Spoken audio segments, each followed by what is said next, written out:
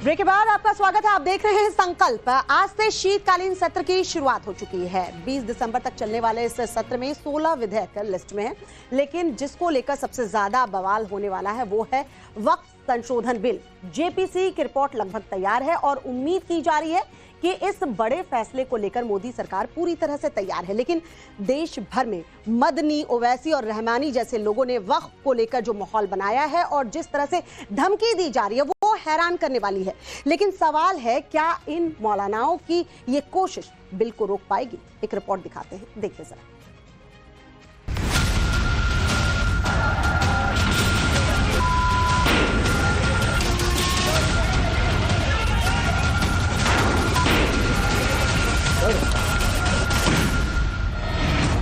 उत्तर प्रदेश के संभल में जामा मस्जिद के सर्वे के दौरान जो हिंसा भड़की,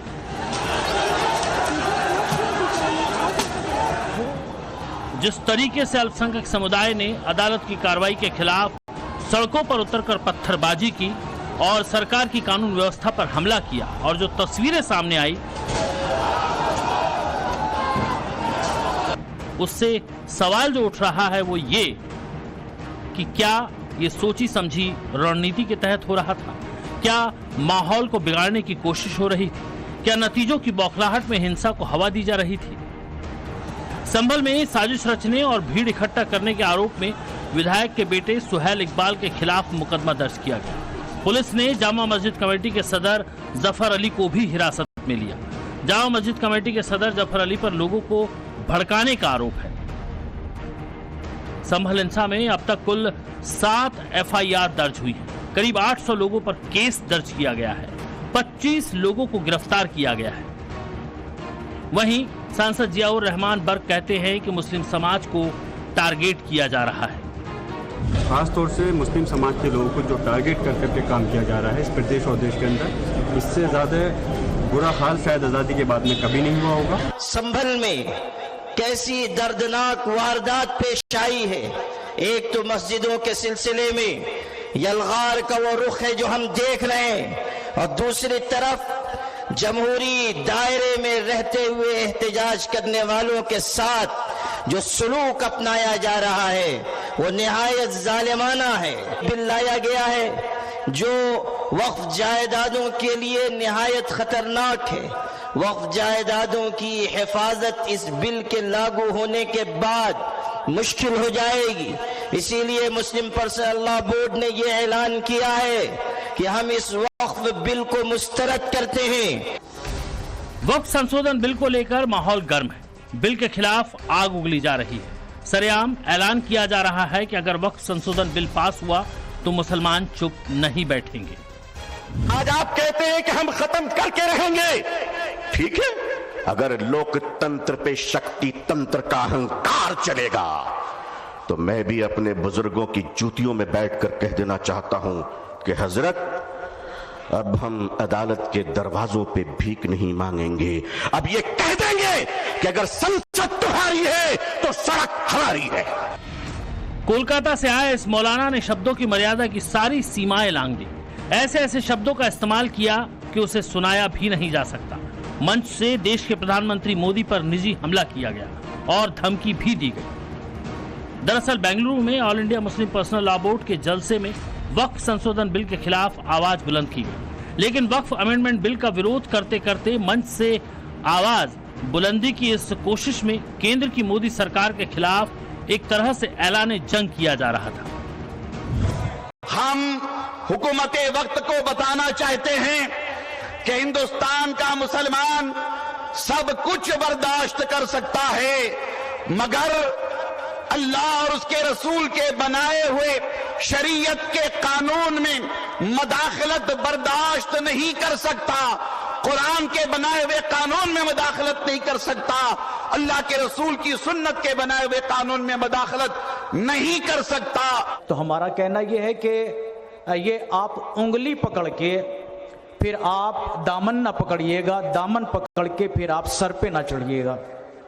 मसला ये है कि ये 2-4 जो इस तरह की खामियां हैं उनको बहाना बनाकर जो असल वक्फ का कानून है शरीयत का, वो हमसे छीना जाना इन लोगों की नीयतों में है और ये जो औकाफ की इतनी मिल्कियतें हैं, असल में उनके ऊपर नज़र बद लगी हुई है, वो उनकी नज़रों में खटक रही है। अगर हम आज बेदार न हुए तो फिर हमारे हाथ से हमारी ये अमलाक चली जाएंगी। इस मंच पर जितने मौलाना आए, हर किसी ने ये चेतावनी देते हुए कहा कि अगर मोदी सरकार ने वक्फ संशोधन बिल पास किया तो कश्मीर से लेकर कन्याकुमारी तक सड़कों को जाम कर दिया जाएगा और दिल्ली में संसद का घेराव किया जाएगा। All India Muslim personal law board ने बाकायदा प्रेस कॉन्फ्रेंस कर जेपीसी पर सवाल उठाए हैं और एक रिजोल्यूशन पास किया है। All India Muslim personal law board का कहना है कि जेपीसी ईमानदारी से काम नहीं कर रही है और वक्फ संशोधन बिल वक्फ की प्रॉपर्टी को तबाह करने वाला बिल है। अगर ये बिल पेश होता है तो पार्लियामेंट के सामने धरना दिया जाएगा। जो वक्फ अमेंडमेंट बिल जो आया है वो पूरी वक्फ प्रॉपर्टी को खराब करने के लिए, तहस नहस करने के लिए, तबाह करने के लिए लाया गया है और अगर इसको रोका नहीं गया तो ये पूरे सोसाइटी के अंदर कैओस पैदा कर देगा। अगर ये बिल मंजूर हो जाता है पार्लियामेंट से, उसमें कोई चेंजेस भी नहीं आती है, तो देन हम इसको अपोज करने के लिए हर वो रास्ता अख्तियार करेंगे जो with in the framework of constitution होगा, लीगल, डेमोक्रेटिक और कॉन्स्टिट्यूशनल।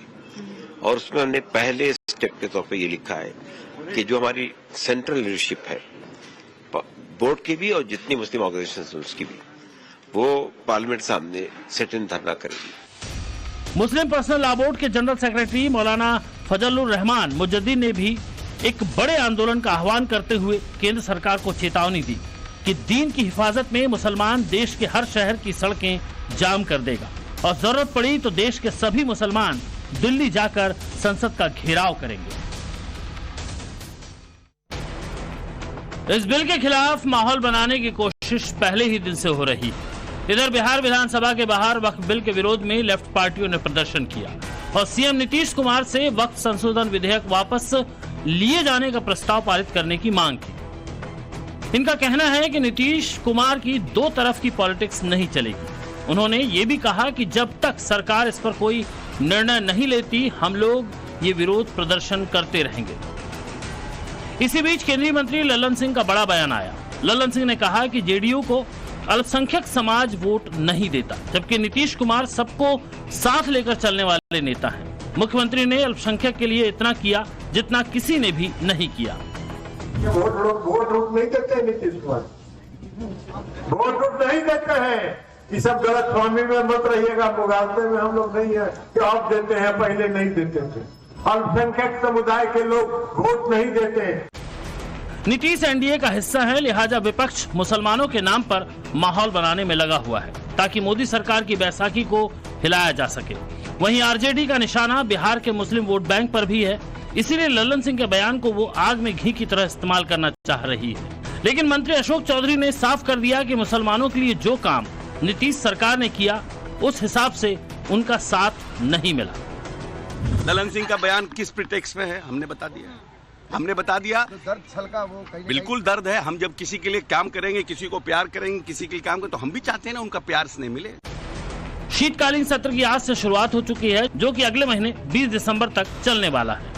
वक्फ बिल समेत 16 विधेयक लिस्ट में है, लेकिन सबसे ज्यादा माहौल गरमाया हुआ है वक्फ को लेकर। वक्फ पर जेपीसी ने अपनी रिपोर्ट तैयार कर ली है। कोशिश है कि वक्फ संशोधन बिल इसी सत्र में पास भी हो जाए। वक्फ संशोधन विधेयक 2024 पर जेपीसी ने अब तक 26 बैठकें की है। इन बैठकों में जेपीसी ने 6 मंत्रालयों के काम की समीक्षा की है, साथ ही 123 स्टेक होल्डर की बातों को सुना है, जिसमें 6 राज्यों, 8 वक्फ बोर्ड और 4 अल्पसंख्यक आयोगों के प्रतिनिधि शामिल थे।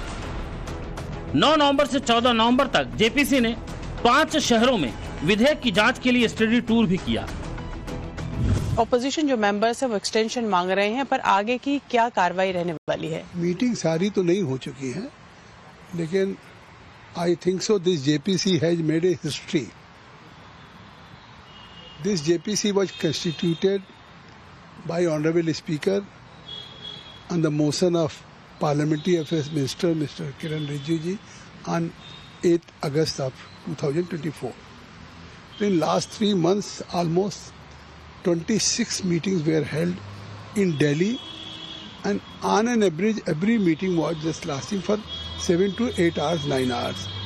And even outside also, we have visited Maharashtra, Karnataka, Tamil Nadu, Telangana, Assam, and Odisha.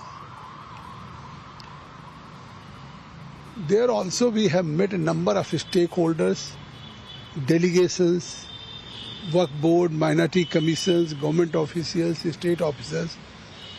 So almost we did very elaborate exercise.